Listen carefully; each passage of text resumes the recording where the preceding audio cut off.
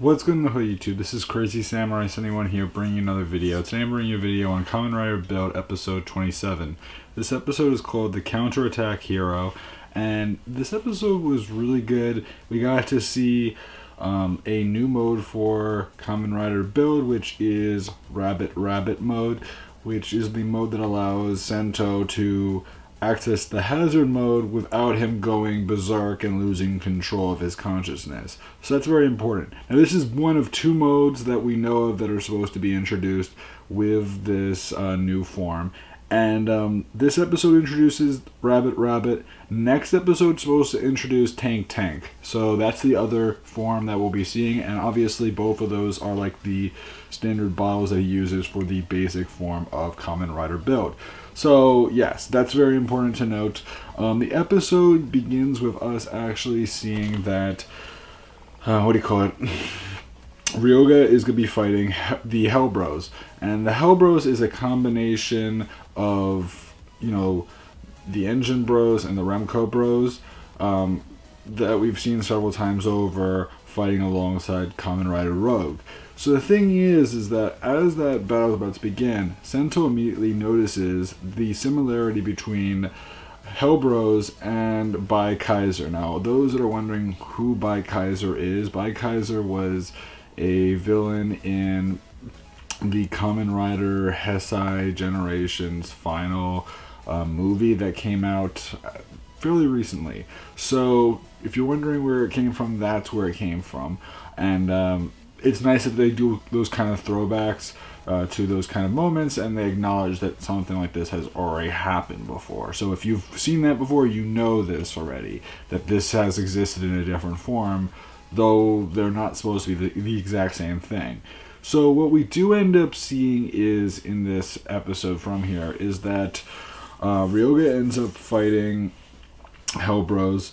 The battle lasts quite some time. We also see that in the meantime, while this is going on, Ryoga reflects back to a conversation he had with Kazumi, because of the fact that, they were trying to build up their hazard levels, and the thing is that they discussed why they're fighting and what is their purpose in this fight. So like with Kazumi, he's fighting for the families that the people that he cared for had, and he wants to just fight for his country in general and just do right by them, as opposed to Ryoga, who wants to fight for those he trusts and for those that trust him.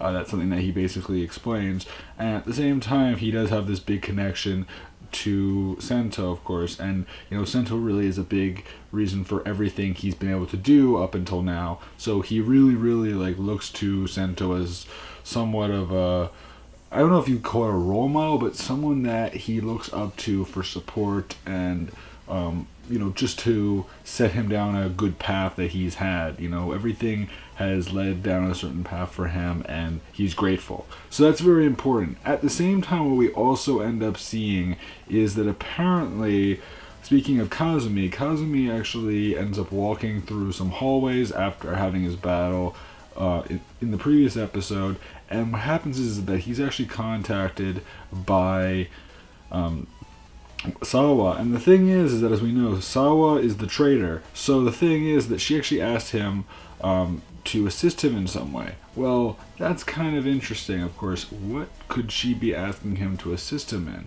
And that's something that isn't answered in this episode, but I'd be very curious to know, and I'm sure we'll know next episode, exactly what it is that she had in mind. So this does end up happening. What we do end up seeing is that several fight sequences occur between Ryoga and the Hell Bros.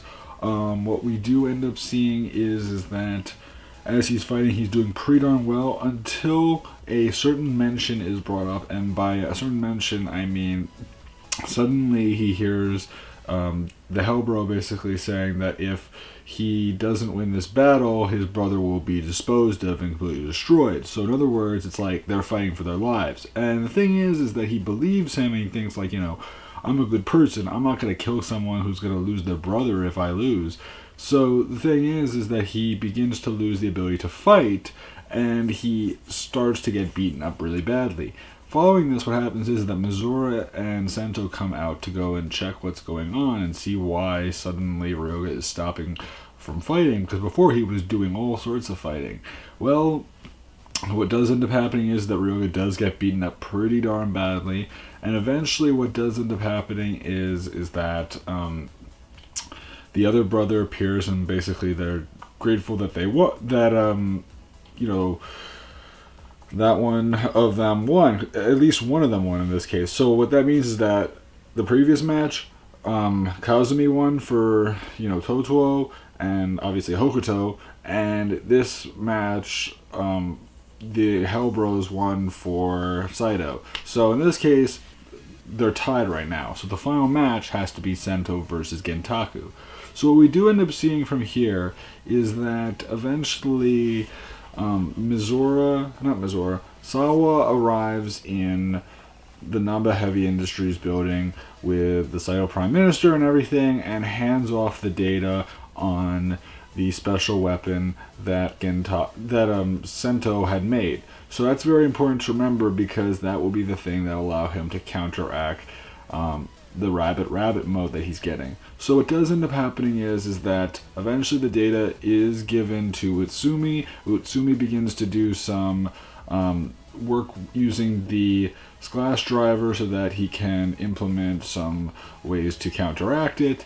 And what does end up happening is that he sets all that up. We also see the Gentaku. The only reason why he's doing what he's doing, he isn't fighting to get back at Toto. He's fighting to combat anyone that goes against his ideals. So that's really what his purpose is now. Before it was about going against Totoro, now it's just not. And that's kind of interesting to see how far he's been transformed as far as his mindset goes, because it's very, very different. And what that also means is that, like, in actuality, he could return to the side of Totoro. Because, if he were fighting because he didn't like Totoro, that's a different story. Because he's fighting for ideals, that's a very different situation entirely. And the ideals are brought up several times throughout this episode regarding Gentaku, because when Sento and Gentaku end up fighting, it starts off with them, first of all, transforming. We see Sento end up using the Rabbit Tank Sparkling mode,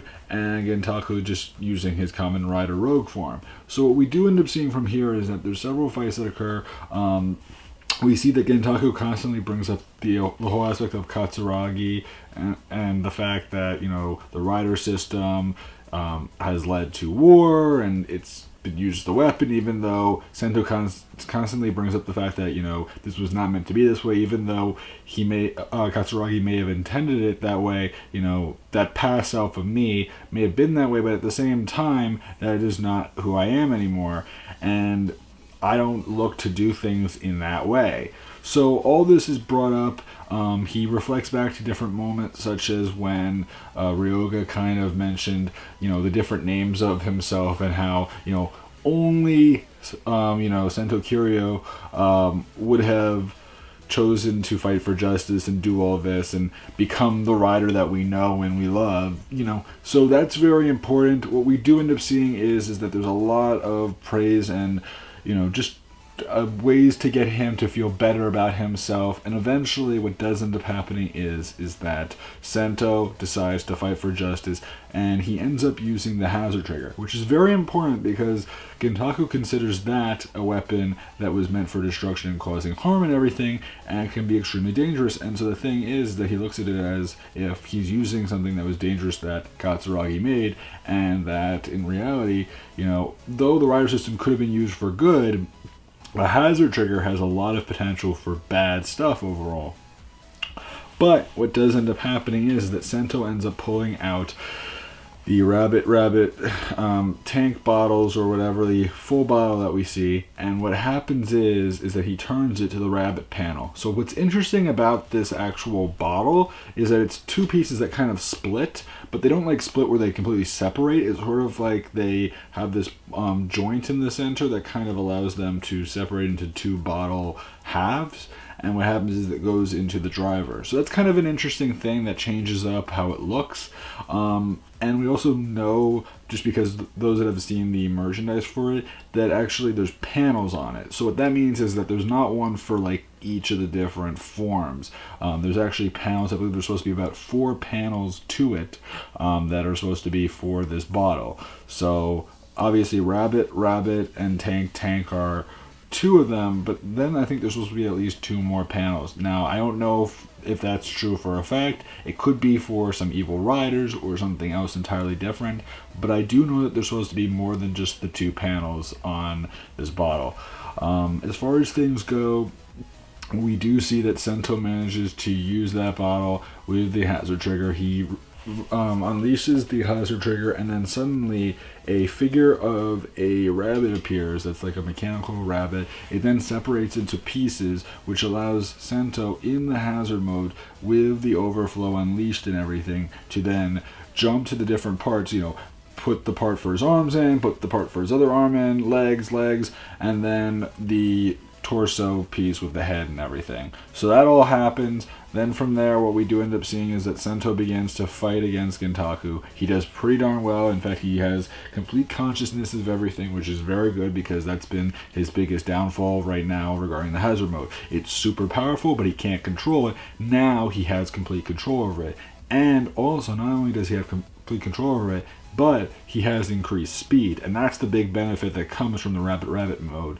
Now, as far as the Tank mode, we'll have to wait and see. I'm sure it's more about the firepower, just because Tank makes sense. What we do also see is that he uses the full bottle Buster, which is a special gun-like weapon that's the main weapon for this mode. And what we do end up seeing is that he starts off by using 1 bottle inside of it, and that bottle is the Rabbit bottle. So he uses it to charge up a big blast and attack Gintaku with it. Then he puts Rabbit and Panda in, and it says perfect match break, and he does that, and then it attacks. Then he puts in Rabbit, Panda, Hawk, and it says miracle match break, and he uses that to blast Gintaku through the wall. So that's kind of interesting. I wanted to bring up this because, as we saw, all those are animals. So what that likely means is that when it comes to the tank mode, it will probably all be machines. So it will probably be like Gatling. What would it be? It would be Tank, Gatling, and maybe like one other one at least. And they're supposed to be able to actually hold 4 bottles inside this weapon, if you're wondering. Yes, 4 is supposed to be the limit. So we only saw 3. More likely than not, next episode we'll show off 3 again, but for the tank mode, and then eventually we should soon enough see what 4 bottles can do. I don't know what they'll actually bring in the end and what bottle they'll use, but it is interesting to see that they are doing things based off of the different modes. And it actually makes a lot of sense because, Rabbit, both organic animals. So organic animals would make sense for the full Buster depending on the mode. So that's kind of interesting. I actually like the idea behind that. I think that's really smart. What we do end up seeing as well is that inside the base, we end up seeing that Mizora ends up, not Mizora, sorry, inside the Namba Heavy Industries or whatever, Sawa thinks of leaving or whatever, and the thing is that Namba says, like, there's no way you'll be able to get away from me or do anything sneaky. So, in other words, there's still some sense of maybe Sawa isn't as bad as we think she is. Maybe she's trying to actually help them by being on the side of evil, but actually at the same time working as a double agent, where she's sort of helping, but also kind of causing trouble. So that's kind of an interesting thing, and I actually wouldn't mind that at all. I think that's a good idea for her character. Obviously not ideal, but if that is the case, that would make me more appreciative of her character and make me feel like, she isn't just some double-crossing character that decided to not only do this once, but do this twice now where she decides to act as a traitor. So that's very important to remember. We also see at some point that Kazumi does arrive at a building. We're not clear as to whether or not this is supposed to be the Namba Heavy Industries or not. If it is, I'm very curious as to what he will be doing there. But we also see is that after Gintaku crashes through the building and lands out in a field or whatever, the announcer basically says the battle will have to continue outside. So what we do end up seeing is that from here, Utsumi uploads the data to the slash driver for Gintaku, which will allow him to counteract the attacks from the Rabbit Rabbit mode. What we do end up seeing, though, is that from here, there's also a flash of light that shows off the helmet piece, or like the eyes of Kamen Rider Rogue. And what happens is that that's where the episode ends. So that's kind of cool. We, as I said before, in the preview clip, we actually get to see that, yes, there will be a lot of moves that will be countered every single time that Sento does a move using the Rabbit Rabbit mode. He will be able to counter it, Gintaku. But what we also see is that in the preview clip, it seems that Tank will be used next episode, which I can't wait to see that mode, because I thought Rabbit Rabbit was pretty cool, especially with the extended foot for the finishing attack, because that's something that did end up happening. I forgot to mention that. But I love to know what Tank does overall. I want to see what kind of moves that mode allows, and just in general, I want to see it in battle. So we'll have to wait and see what that all leads to. I'm very curious to see where things will go from here. We also see that Mizora actually slaps Sawa across the face, most likely because she's found out for being a traitor, Sawa. So that's kind of interesting, and I'm definitely interested in the fact that that does end up happening. I'm curious if she will be told to disappear, or if she will actually work as a double agent, as I said before. I actually think that that'd be a very cool idea if they decide to go for making her someone that acts like she's evil, but in reality she's actually like a good character, but she kind of has these difficulties. I mean, it's very hard to say right now.